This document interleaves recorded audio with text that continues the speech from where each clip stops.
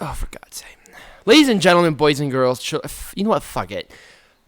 We just watched This is Majestic Productions video analysis. All I have to say is yowie fucking wowie.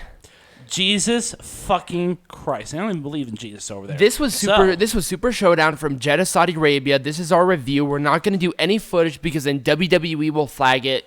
But we're more concerned about the Saudi Arabian government crucifying us. I have like chills. That was bad. So let us review Blood Money 3. We're just going to go like match to match, segment to segment, just to know this slog. This was bad. This was a really bad show. And so just for context, I watched the best of the Super Juniors. There was a 5, almost a 6-star match. Nice. And then Dominion is in 2 days. And those two shows are comparing to this. New Japan killed them. Just with best of the Super Juniors. But anyways, let us do a video review of Blood Money 3. If I can at least say one thing, like the pageantry was really cool. That's the only thing I can say. Because the Saudis are financing this bullshit. Thank you, oil money. All right. No, it's not oil money. They're killing Jamal Khashoggi's everywhere. Hooray. Yay. Baron Corbin and Seth Rollins for the WWE Universal Champion. Why the fuck is he still on my screen? Why the fuck is Baron Corbin Baron Corbin won a Fatal 4-Way match to get the opportunity. It was originally Brock Lesnar, but since Brock Lesnar won Money in the Bank, I guess they didn't want him to go for the belt for some reason. I don't care. Jesus. All I know is that Seth Rollins tried his fucking damnedest to get a good match out of Baron Corbin. No, but Baron Corbin will drag that. Baron Corbin did. He was very successful in making this match really He made bad. Seth Rollins look like a guy who's only been wrestling for like a year. Which is really sad. It is really, really sad. I mean, Baron Corbin is not very good. He's not. So why do you keep pushing him? Why? I don't know. Maybe because Baron Corbin doesn't know any better, and they're really just fucking trying their damnedest to keep like Seth Rollins and AJ Styles around. At this point in time, Baron Corbin's going to be the top star of the company because everyone else is going to fucking leave. I mean, remember, there's this new wrestling promotion called AEW. You're not incorrect. And with New Japan doing the shows that they're really going to dominate here in America. I guarantee it. So, Seth Rollins did at least win. He retained the belt by rolling up Baron Corbin with some BS with the referee. I thought that was kind of funny. Yes. At least in a way, how this match ended, Seth Rollins still won the match, and he played to the ribs well because his ribs were taped up because of the Brock Lesnar stuff. Blah, blah, blah. Right. Brock Lesnar shows up. Brock Lesnar shows up, about to cash in. Paul Heyman went literally... He went literally full potato and tripped over the ropes like a bumbling, stumbling fuck. Hasn't Paul Heyman been in the wrestling business since the 80s? Which makes me wonder if that was something that was planned. Like he frumped over the fucking rope. Like Donald Trump did. I mean, that was really bad. Terrible. Seth Rollins just attacked Brock Lesnar with chairs and shit. He hit him right in the elbow, and Brock Lesnar's elbow looked fucked. Yeah, I think there was like clogged arteries, so his veins were swollen. Yeah, his arm was swelling really bad too. Yeah, so thank God he didn't cash it in. Save it for at least like Stomping Grounds or something. At least in America. I knew he wasn't gonna cash it in here at Jeddah. There was no way he was gonna do that. Oh, I'm sure there was plans. But anyways, let's move on. Finn Balor versus Andrade. This was actually a good match. It was not a bad match. I really liked this match a lot. The top rope DDT and a coup de grace for Finn Balor to retain. So, as it sits right now, the demon character of Finn Balor has not lost a match yet, which is great. I'm very happy that they're protecting this character, this incarnation of Finn Balor. I have to at least give them credit there. That is wine. Speaking of which is hell wine. Right, and honestly... you're right. The match was actually really good, and I was not surprised about that. Right. No, I wasn't either. These guys are two great workhorses. Hopefully, both of them go to AEW. Right. Finn Balor's entrance was really cool, though. Yes, it was. That was a really cool entrance. Well, because blood money. Anyways, it really was. Let's move on to another group of people that I never want to see on my screen again. Shane McMahon? Yes. And Roman Reigns? Yes. Well, okay, Roman Reigns is Roman Reigns is like... Roman Reigns, this was kind of the same like, situation. Post-cancer Roman Reigns, I like, but I hate. I don't think it's a matter of me liking Roman Reigns. I just think I hate Shane McMahon more, and I literally do not want Shane McMahon on my screen ever. Because he would be okay as like a manager for Drew McIntyre. That would be fine. But Drew McIntyre is sucking so much cock. Shane McMahon is wrestling more than Drew McIntyre is, and Drew McIntyre is like a really good wrestler. And Shane McMahon is not a really good wrestler. In fact, he is a really bad wrestler. Hear that, Shane? You are a terrible wrestler. In his defense, the match with The Miz in the Falls Count Anywhere WrestleMania, that was really good. But it was Falls Count Anywhere, so of course it's going to be good. And also, it was also The Miz, and The Miz is actually a really good But when worker. you're doing a singles match with Shane McMahon in it, it's going to be a bad time. Right. And Roman Reigns tried his damnedest. He at least pulled out some good stuff with this match. I mean, he sold well, which made Shane McMahon look better than what he was. I know, but Shane McMahon is... It was like that Superman punch, it was an uppercut. Shane McMahon like stumbled back, hit the referee. Drew McIntyre came in, hit Claymore, which was the best move in the entire match, and Shane McMahon won by that way. Right. So Shane McMahon actually pinned Roman Reigns. Because they're dragging this. They're going to drag this for another 2 pay-per-views. I guarantee it. I hate Shane McMahon. His jabs are just they make me cringe every single time. You can park a bus between the gap from his fist to the opponent's face. It's that bad. I mean, that's how bad it is. All right, so we'll go to the squash match now. This was actually Lars Sullivan's first match on the main roster. I did not hate this match. It was exactly what I expected. Yeah, I expected. Lars Sullivan. So as a context, Lucha House Party, all 3 of them faced Lars Sullivan. I did have like a really big gripe about his entrance because he had this really terrible font. Oh my god, the old one was so much better. Awful. Oh god, it was really bad. Yuck, but yuck. But anyway, so it was a squash match. It's about what you expect. Lucha House Party got disqualified for some reason. Lars Sullivan, he's actually they were super... because they did Lucha House rules and, No, they didn't. It wasn't Lucha House rules. If it was Lucha House rules, then it wouldn't have been a disqualification. Oh. Well, I mean, they don't do that shit anymore. They were trying to play that, but it cost them the match because it doesn't work.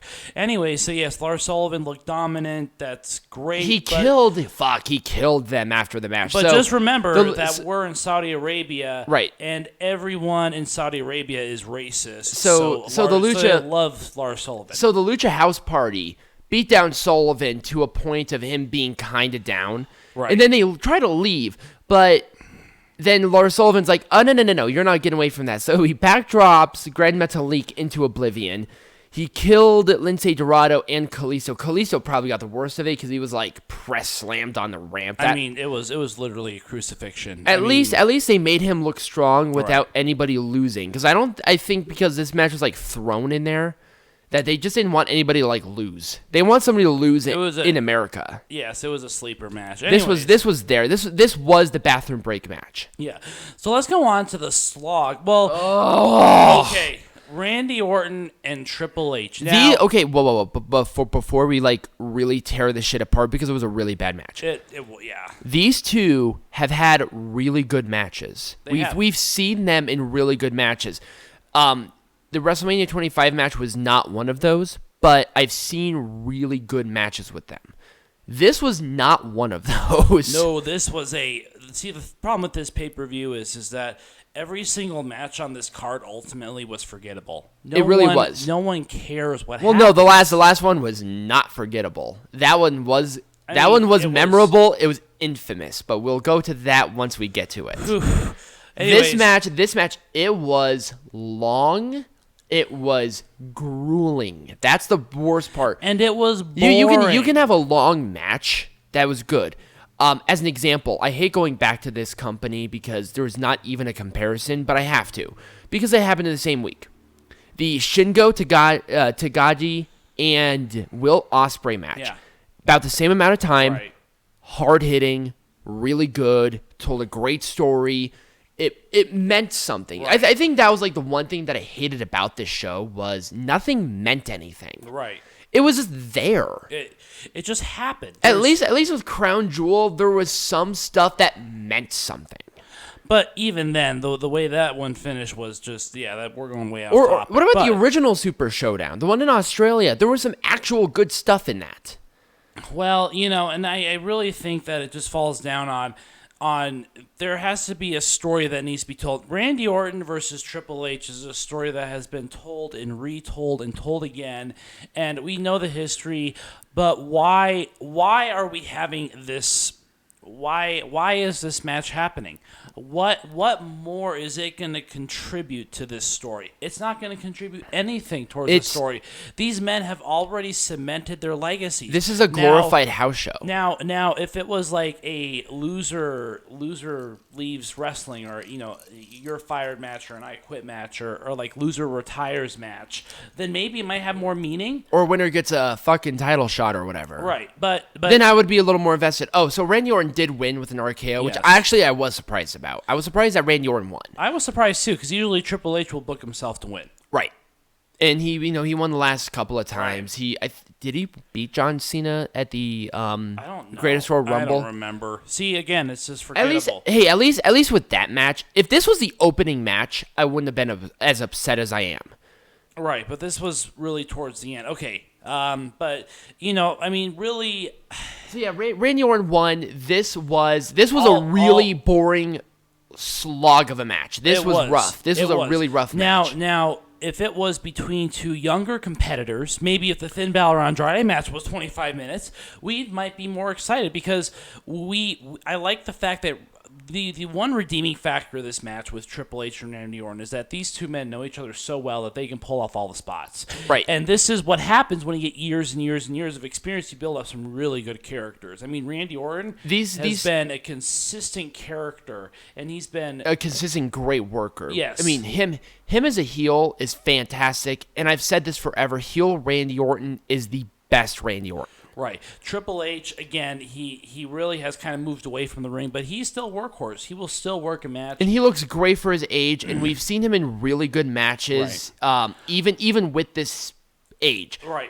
Crown Jewel is not one of those examples, but we've seen him in good matches. The original one, the Greatest Royal Rumble, his match with John Cena was actually okay. I liked that match. And the problem with this was it was just way too. It was long. It was past the prime. Right. And so we're not looking forward to this match. These two phoned it in. They did not want to be there. That was my impression of this match.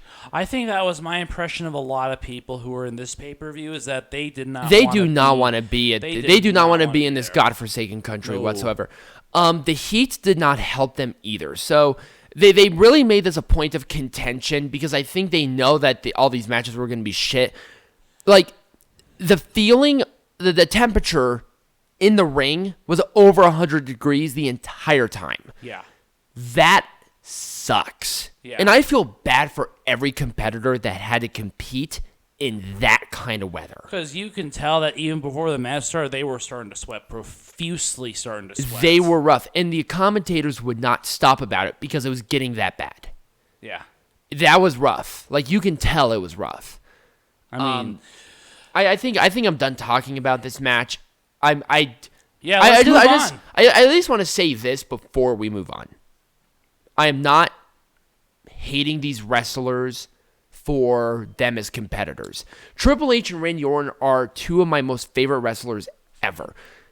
I mean, I grew up watching them. Right, but see, that's the issue. This was just sad. Yeah. This was a sad, plotting, I don't want to be here match, and we've seen them do better. It felt like if Super Showdown didn't happen, we wouldn't miss it. I mean, if you're watching this and this is the only piece of Super Showdown that you receive because you don't want to watch it for some reason, whatever that reason is, I'm just going to guarantee you didn't miss anything important. No. You missed nothing. There is nothing in this match that was important. No. And that's the problem.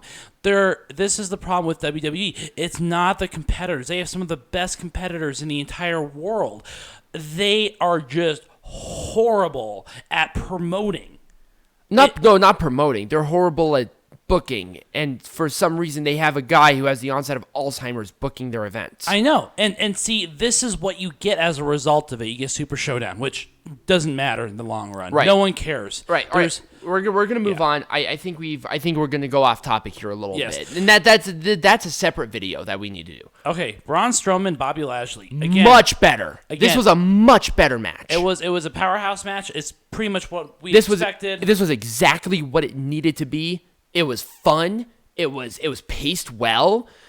It was a palate cleanser for the Randy Orton Triple H slog. It was. Braun Strowman did win with the running power slam, but Bobby Lashley looked good. Braun Strowman looked good. The crowd was really into this match. It was a strongman match. This was a really good match. Heavy hitter kind of match. I mean, this heavy hitter, and also the time frame was perfect. Yep. 8 minutes and 20 seconds. It got everything in there with good pacing. I was very happy with it. Right.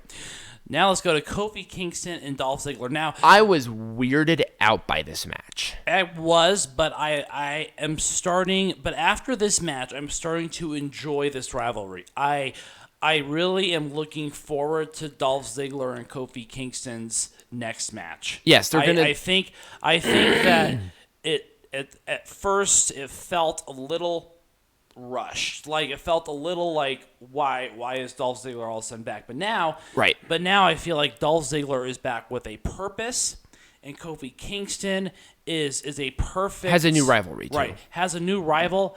It's just a perfect combination of making lemonade out of lemons. Right. You're handed these lemons. These people don't want to compete, and then you just say, "Well, how long was this match? This match was like 8 minutes. No, it was 10 minutes and 15 seconds. It was a really short match for a Dolph Ziggler Kofi Kingston match, but what they did well.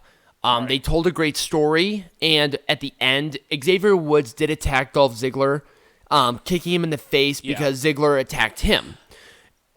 With that, Kingston did win. He retained the WWE champion. I'm not surprised about that. And you're right. I'm very happy that at least there's a step forward in this rivalry. Right. They announced that there's going to be a steel cage match between them at Stomping Grounds, and I'm actually really excited about it. Yeah, I mean that's the thing is that you look at this rivalry from the very beginning. You look at it and it's like, well, why? Why is this happening? It was rushed, but at the same time, Ziggler's reasoning is something that I think anybody can see. All right, even as a heel, behind it. I deserved this shot. I think Ziggler said it should have been me, which was a really good thing because both of these guys have worked hard, and Ziggler's gripe seems legitimate as well. Right. It makes it. I mean, it's not like a legit gripe that he has. It just makes it more legitimate. And these two, if they have done so many championship matches, if you look at it, I mean, they have competed in every main championship match. They face each other for the Intercontinental United States Tag Team and now WWE champions. And so now you're looking at it and it's like, well, these two know how to face each other for a title. They have mastered this, and now we are seeing kind of like that culmination. Right. It was actually a really good 8-minute match, or a really good 10-minute match. It was. If it was longer, it would have been better. I think they're waiting for it for Stomping Grounds or even the pay-per-view after. Yeah. To really nail this home, because we've seen Ziggler pull off great matches. He pulled off great matches with The Miz, for God's sake. I'm just telling you, the one match at Stomping Grounds I'm looking forward to is going to be Kofi Kingston versus Dolph Ziggler at the steel cage match. At least as it sits right now. Yeah. Well, besides the women's matches, but women aren't allowed to wrestle here. So right, they tried their fucking damnedest. I'll at least give WWE credit that they at least tried. Yeah, but it just wouldn't happen. All right, let's move on. The 50-man battle royal. There was so much going on for literally no reason. Right. This was a battle royal for the sake of making history in Saudi Arabia. They needed to do this, I think, to appease the Saudi government. Yep. Wasn't the greatest Royal Rumble a 50-man Royal Rumble? Yep. Isn't that not a battle royal? The Royal Rumble is not a battle royal. No. It's a form of battle royal, is it? Yes, it is, but this is a battle royal, like a true battle royal. Okay. The difference between the battle royal and the Royal Rumble is that the battle royal will have all the men in the ring at the same time, and they will start with the max number. Royal Rumble is where you go in increments. And it could, if all 50 people stayed in the match for that long, it would be a battle royal. But it wasn't. I mean, This was a true, let's start everyone out battle royal with 50 people. There was so much going on. It was a hard match in a 20-foot by 20-foot ring. That is a lot of human. I mean, at least this match was quicker than I expected it to be. It wasn't a slog. Now, Mansoor, who signed a WWE deal at the last show at Crown Jewel, won the match. He won this match because it was in Saudi Arabia. I think this was just to appease the crowd, and this crowd was really excited that he won. Right. He got the biggest. This was the biggest pop of the night. Right, this was the biggest pop. And honestly, it was a feel-good moment for him. Right. It was a feel-good moment for everybody. So, in all honesty, it was. I did not hate this match. The choice. Now, the match itself was pretty sloggy. I did not enjoy the match. The match was there. There was way too much going on at certain parts, and it wasn't. I mean, it would have been really funny is if R-Truth was in the match. I was surprised he wasn't. He was there. I know. I'm like, what if R-Truth was in the match and there are referees? There were people calling referees over. Right, that would have been great. That would have been really funny. What if the WWE 24/7 was involved in this match in some fashion? How awesome would that have been? And then you have referees around the ring. It's like, hey, referee, come on in. I want to pin him. Right. That would have been so cool. So not only would it be a battle royal, but it also would have been a match where the 24/7 champion was in there. This was a spoiled opportunity. Yes. But they did the right guy won. Right. The right guy did win this match. Yes. Thank God. And that's why I think overall that's why I did not hate this match. It was a nothing match for me, but this was a feel-good moment. Yes. I will remember the moment. Yes, exactly. Of him winning. Of probably the only thing. Mansoor. Probably the only thing I'll remember this entire pay-per-view. No, you won't. No. The last matches, and that's a great segment. That's a great segue into the final match. This was Goldberg versus Undertaker, and it was rough.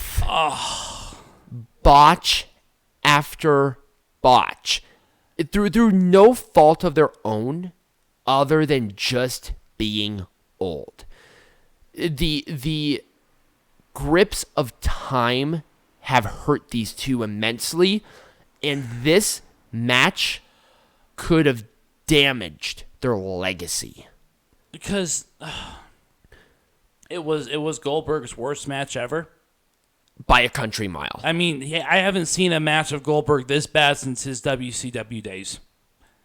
I'll agree with that. And this honestly was the worst match of Undertaker's career. This was worse than DX and Brothers. I think that one was worse. At least this one was short.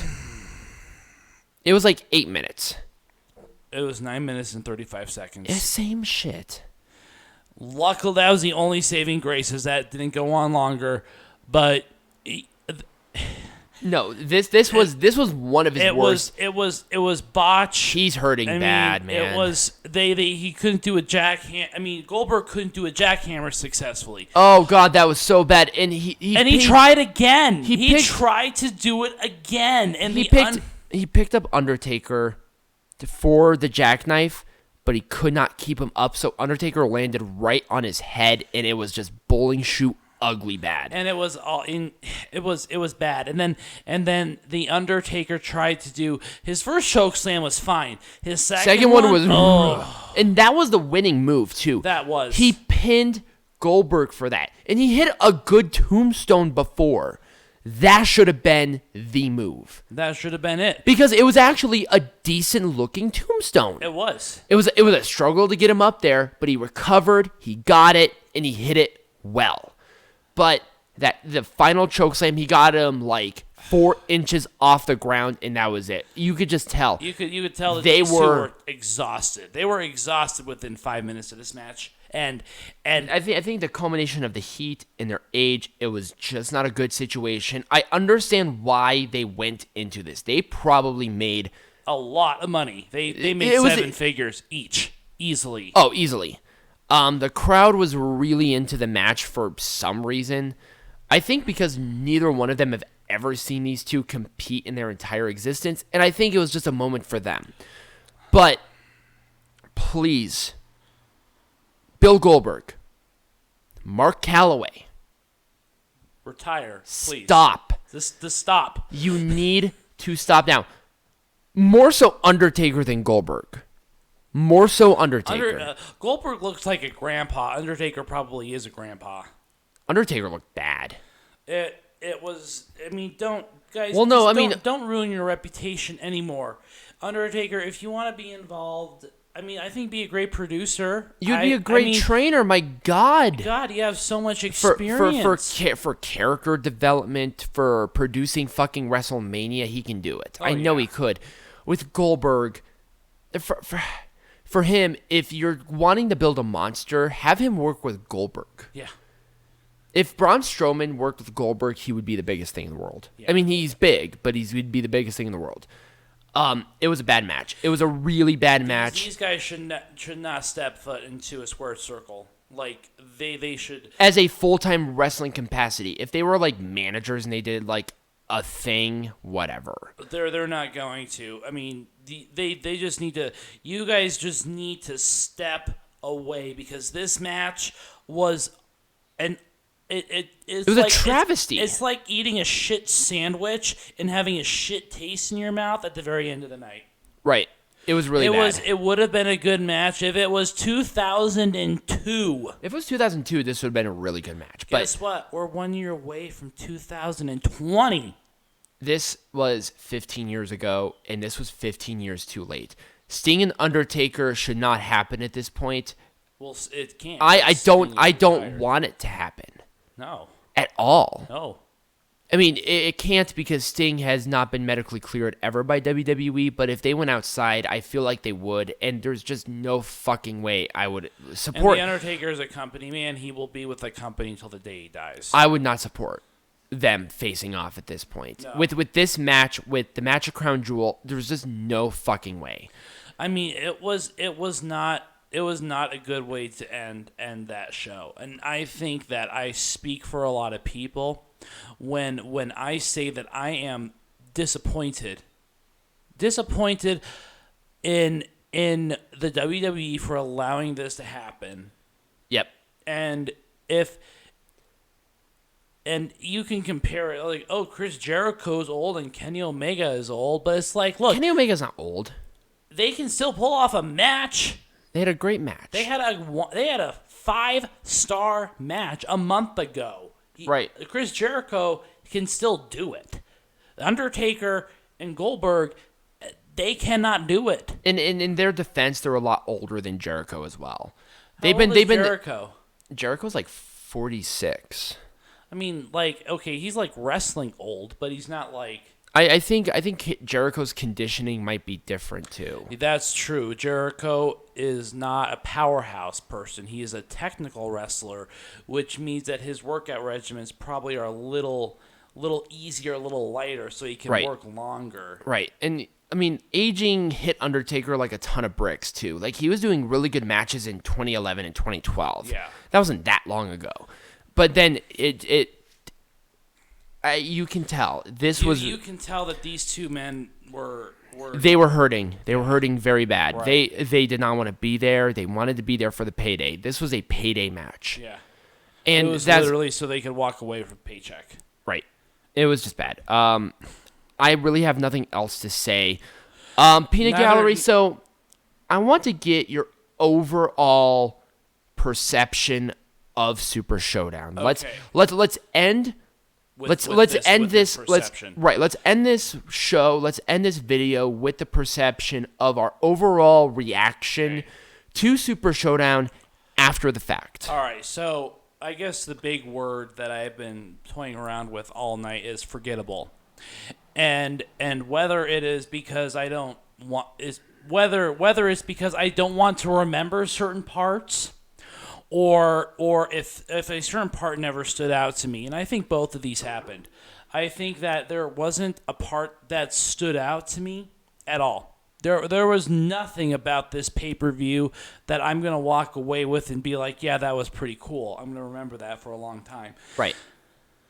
And then the parts that are parts that I really don't want to remember.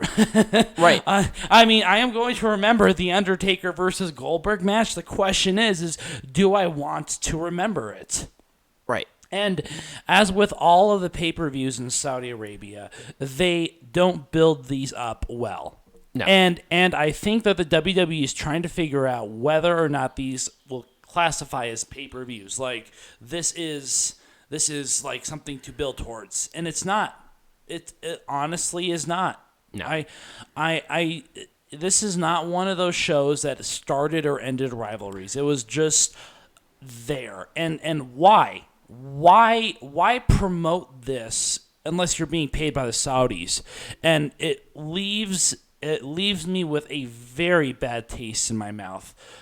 Just because where's that time gone? Now, where can I get that back? Because it's not worth watching. If you haven't watched it, I don't recommend you watch it.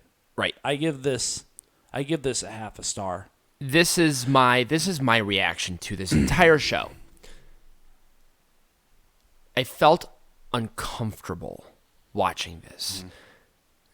Clearly, this is as clear as fucking crystal, fresh out of the ground, that these wrestlers were here for the payday.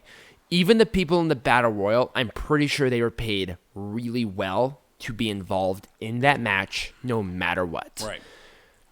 For me, we have seen mega shows that went really well. Beast in the East, the original Super Showdown in Australia, the one in MSG. They were good. They did what they were. They felt like house shows.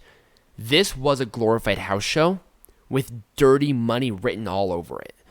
And that made me feel uncomfortable watching this. Like, overall.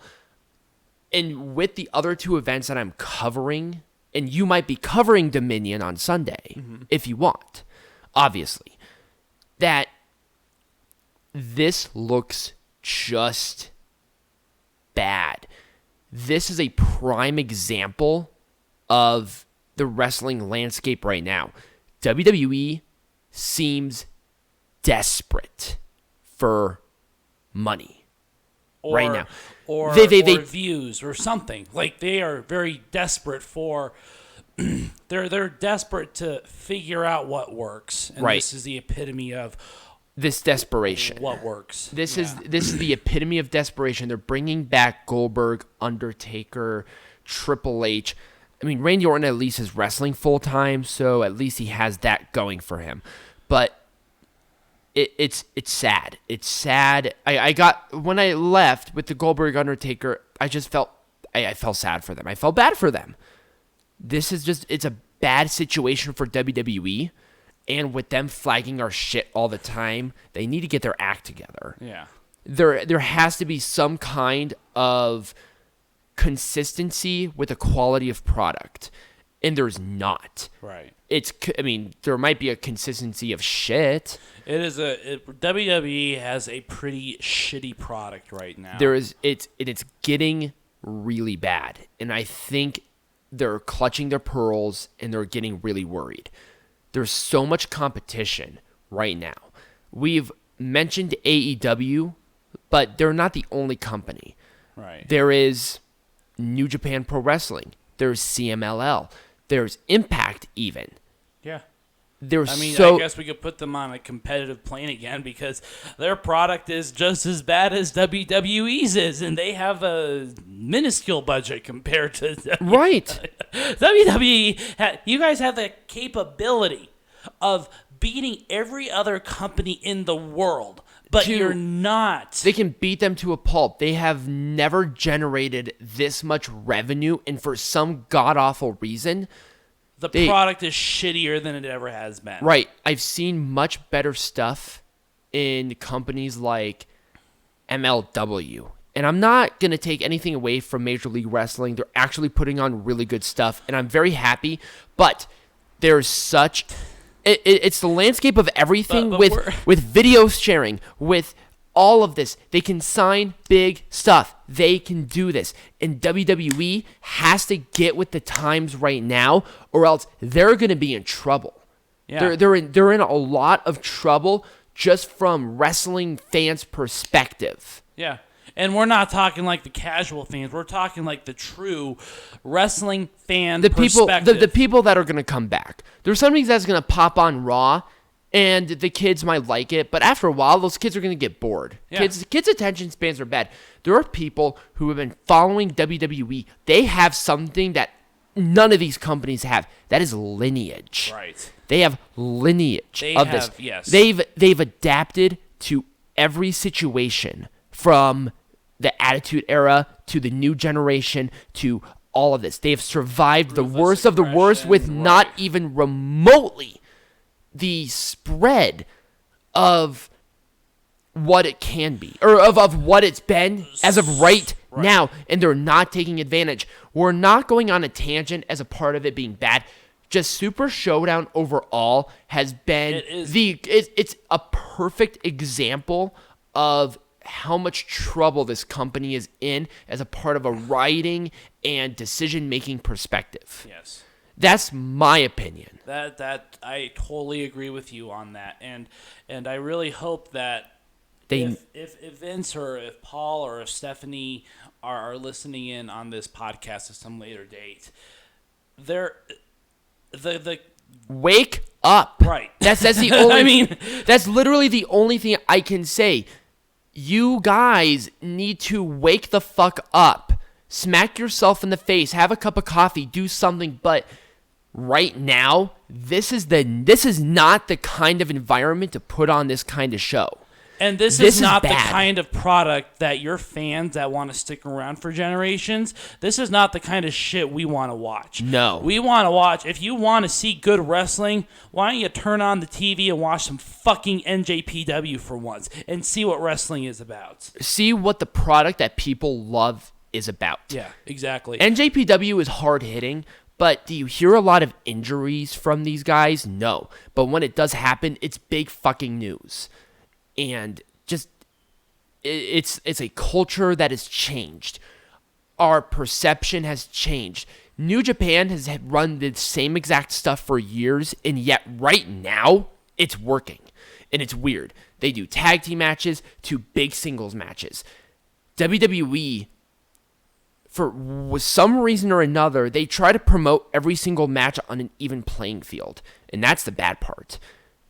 They need to promote 2 or 3 matches to the nth degree. Make them big. Make a strong case. And the rest of the matches, just let them fall into place. Just let that happen.